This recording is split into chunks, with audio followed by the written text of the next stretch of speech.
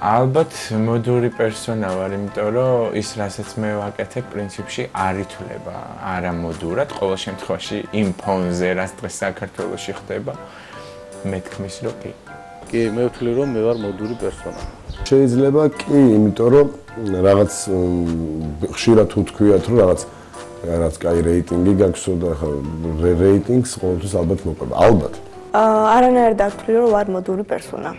ხალხს და მსმენელს უყვართ ჩვენი სიმღერები, უყვართ ჩვენი ჯგუფი და იქიდან გამომდინარე ალბათ ყველაზე ბოლო პლანზე ალბათ მეც როგორც ჯგუფის წევრი და მე არ ვთვლი რომ ვარ მოდური პერსონა. მე ვცდილობ ვიყო მოდური, მაგრამ არა იმისათვის რომ დავუშვათ ჩემგან აიღოს ვინმე მაგალითი, არა. მე ჩემნია უფრო შემოქმედებიდან ვიყო რა ამ სფეროში, ვიდრე იმის ხარჯზე, რომ აი მაგარი ზმანი მაცვია და ახლა მე მივეტო სოკაზე და ყველაზე გაიდიფია. ვარ, კი ვარ მოდური, იმიტომ რომ დამინახია რაღაცა, რაც მე გამეკეთებია და ვიღაცას გაუმეორებია, ასე რომ ალბათ ვარ, აქედან გამომდინარე. რა ვიცი, მე ვთვლი რომ ალბათ ვარ მოდური პერსონა. რატო? აღარ გამომეორებინოთ. რა ვიცი, ვარ ალბათ. ჩემი ასე ვთქვათ მოღვაწეობის სფეროდან გამომდინარე, შეიძლება პოპულარული ვიყო გარკვეულწილად, მაგრამ მოდური არა, პოპულარული ვარ, მოდური არა. ალბათ არა, არ ვიცი. მოდის შეძენა ძალით არ ხდება. ან ხარ მოდური, ან არ ხარ. და საერთოდ რა მნიშვნელობა აქვს? დიდი მნიშვნელობას მე მაგას ვერ ვანიჭებ. სეზონურად. ხან ვარ მოდური, ხან არა. წლის გარკვეულ პერიოდებში მოდური ვარ დავუშვათ. შემოდგომაზე უფრო ზამთარში ნაკლები. თუ მოდაში ის არის, რაც დღეს საქართველოში მოწონთ, მაშინ მე არა მოდური. მოდა როგორც ვიცით, ესეთი წარმავალი ცნება და ამ შემთხვევაში შეიძლება გადავიდეს ეს კონკრეტული ავტორი თუ ტექსტი თუ არ ვიცი, ახლა არ გამიგოთ რომ მე ჩემზე ვლაპარაკობ, უბრალოდ ზოგადად. ხო და ამ შემთხვევაში მე გამოვრიცხავ ამას, ყოველ შემთხვევაში ეს ჩემთვის ნეგატიური მოვლენაა, თქვათ მოდური. მოდური კი არ უნდა იყო, ეგარჩი გულით უნდა აკეთო, რასაც აკეთებ რა.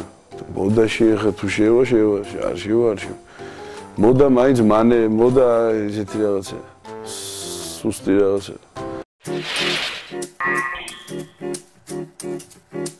ყოველთვის ოპტიმისტი ვარ და ვიქნები.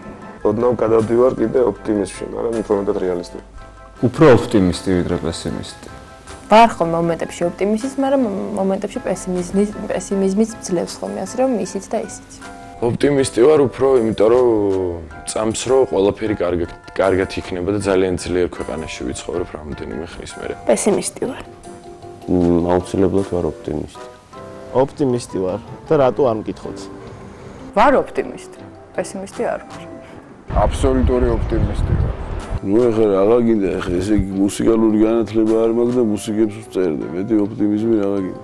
მე ვარ, მე მგონი 100% ოპტიმისტი. და ღმერთის დიდი რწმენა მაქვს და არ მაქვს უფლება რომ ვიყო პესიმისტი.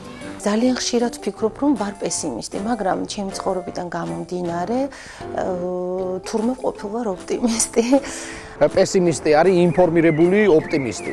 ამ შემთხვევაში მე მგონი შესაძლოა დავეთანხმო კიდეც ამ თეზას, შესაძლოა არ დავეთანხმო. ალბათ ყველანი ძირითადად ოპტიმისტები ვართ, იმიტომ რომ შეუძლებელი იქნება რომ ჩვენ შეგვეძლოს დილით გაგვიძება და ადგომა და გასვლა ქუჩაში, თუ კი ჩვენ რაღაც განკვეული ოპტიმიზმის რაღაც 60-70% მაინც არ გვექნება. მეცნიერება ძალიან ისეთ ხალხს უხერხულ სიტუაციაში ვარდება ხოლმე. ამაზე ყველაფერზე მეცინება. თუნდაც აეხლა გამეცინა.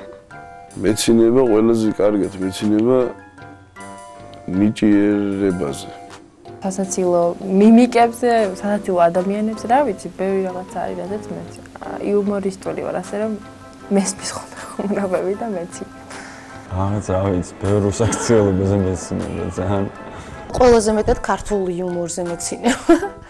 აი ესეთი, როგორც ჩვენ კავენის ბიჭებს აქვთ, აი ესეთი იუმორი ამისარები ჩემთვის. ენამოსრებული ადამიანები რო არიან, ხო, რაღაც რო იტყვიან ისეთ, ხა ქცევებზე შეიძლება გაგეცინოს, მაგრამ უფრო აი სიტყვიერი ის მიყვარს რა ხუმრობა, რაც მე არ გამომდის თქვა და ამიტომ მიყვარს ხვის იმოსმენა. მე საერთოდ ემოციური ადამიანი ვარ და ამიტომ მეცინება ძალიან ხშირად ხანდახან უმიზეზოდაც. და თავს ვიმშვიდებ იმით, რომ სიცილი ახანგრძლივებს სიცოცხლეს და ალბათ ყველა ადამიანს უნდა იცოცხლოს დიდი ხანი. არაფერზე არ მეცინება. ძალიან სერიოზული ვარ ყოველთვის. მეცინება ხშირად ჩემს შეცდომებზე, უაზროდ დაშვებულ შეცდომებზე. მეცინება რა ყველანაირ სისულელეზე რა, განსაკუთრებით ცუდ ხელოვნებაზე. მეცინება, როდესაც ვარ უხერხულ მდგომარეობაში, მეცინება, როდესაც რაიმე ძალიან უგემოვნოს შევხედა და მეცინება ცუდ იუმორზე.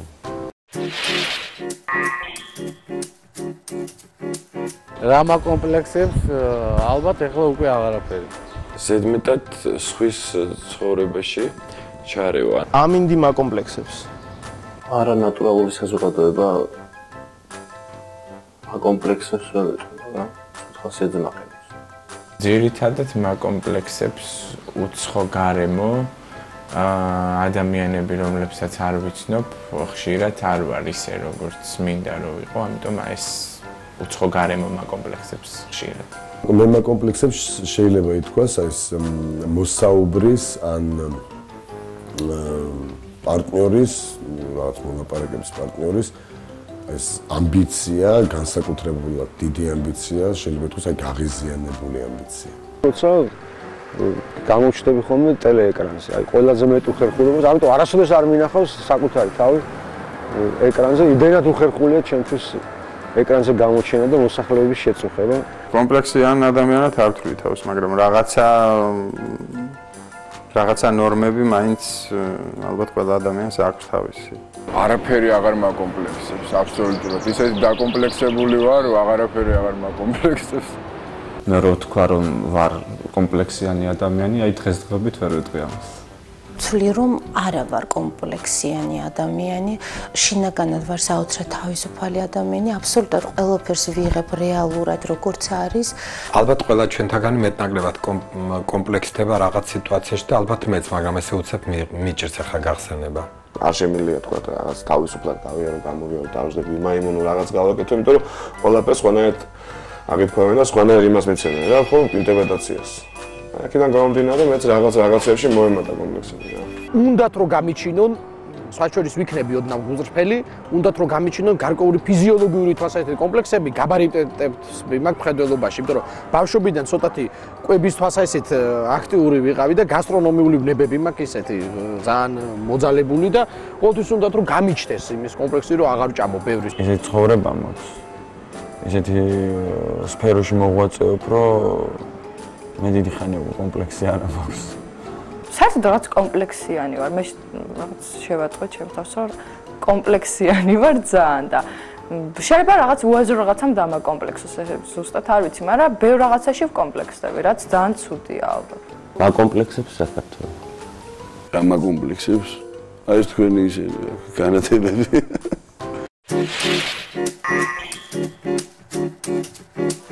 ყველაზე კარგად ვისვენებ მეგობრების წრეში და რა თქმა უნდა თუ მეგობრების წრესთან ერთად იქნება ზღვაც, რა თქმა უნდა ძალიან მიყვარს ზღვა.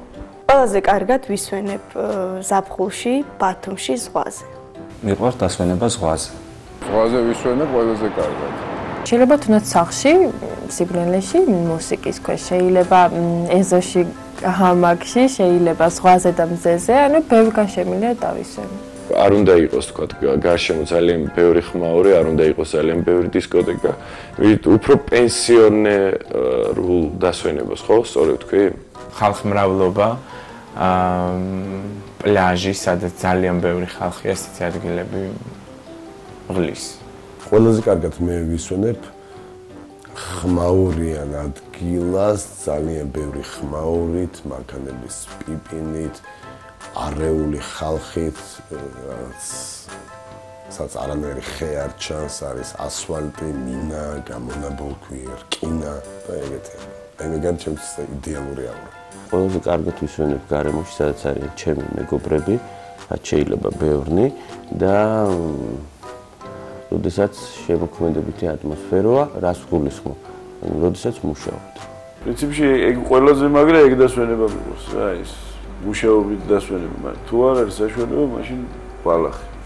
გეოგრაფიულ გარემოს არ აქვს მნიშვნელობა, ისე რომ ვთქვათ, ბევრად თუ ისეთი სერიოზული რაღაცები არის იმისათვის, რომ ადამიანი ისეთი თერაპია არ არის, მხოლოდ ვთქვათ, შინაგანი სამყაროდან თუ სხვადასხვა უფრო შეიძლება რომ ბევრი იმპულსი მიიღო, ერთი სიტყვით გრძლად ლაპარაკობ, მაგრამ ნუ შეიძლება რაღაცების ნახვა. ძალიან მიყვარს ზღვაზე წასვლა, მაგრამ ზღვაზე ისე ვერ ვისვენებ, იმიტომ რომ სულ რაღაც ყაყანია, ხმაურია, გართობაა და უფრო იღლები. ნუ დადებითად იღლები, მაგრამ მაინც იღლები და აი ძალიან ვისვენებ სამე ბუნებაში, აი მაგალითად თაში, აი ბაკურიანში მიყვარს ძალიან ზაფხულობით, ან სამე ისეთ თაში, მთიან ადგილას, სადაც ტყეა, ღრეა და ჩიტები.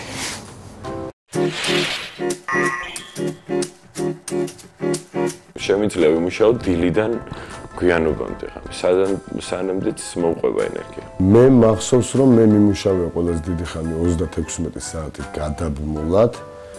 ეს ვაკეთებდი რა საკურსოს წერდი, როცა ვსწავლობდი უნივერსიტეტში და ეხლა ვცდილობ რომ არ გადავამეტო თუ აუცილებლობა არის 24 საათს. 12 საათი შემიძლია ვიმუშაო დღეში. თუ საჭიროა და ჩემს საქმეს წაადგება 24 საათი და უფრო მეტიც შემიძლია ვიმუშაო. ანუ ამ შემთხვევაში შემიძლია თავის გადადება. შემთხვევაში ყოფილა ისეთი პერიოდი, როდესაც 24 საათიც არ ყოფნიდა მუშაობისათვის. შემიძლია დღე-ღამის განმავლობაში სულ ვიმუშაო.